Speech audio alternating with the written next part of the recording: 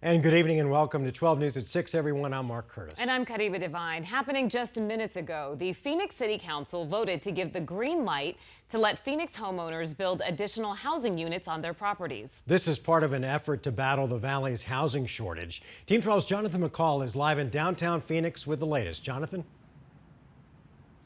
Hey, Mark Caribe, that vote coming in just the last 15 minutes, 8-1, the lone no vote. Councilman Jim Waring, who had plenty of concerns about exactly how this ordinance would be enforced, but supporters say that this is a huge step in the right direction for the city of Phoenix to address the ongoing housing shortage that's popping up all across the valley. Let's show you some video. That ordinance, once it does take effect, would allow homeowners the option to build an additional property, an additional suite on their property. That additional property cannot be built beyond 75% of the size of the main home.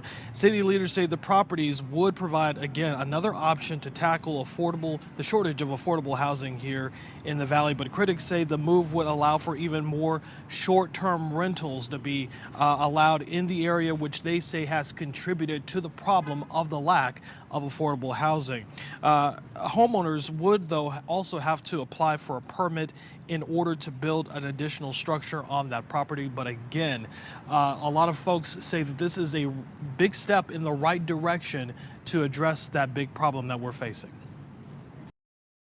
And we know that we need to use every tool at our disposal to bring more units online. And I really want folks to remember that when we are talking about housing units, we are talking about families who will have a roof over their head that they may have not been able to afford before. And really our starting point was to get people talking to each other.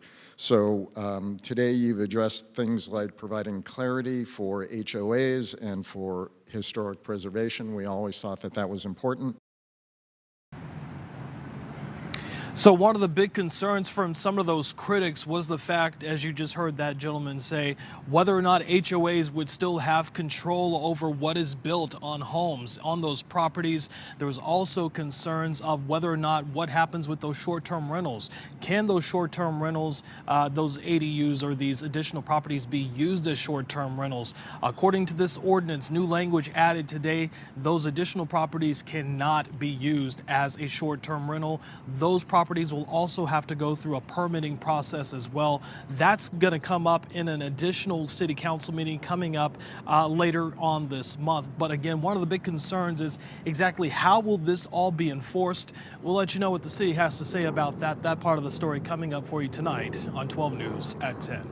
We're live in downtown tonight. I'm Jonathan McCall, 12 News.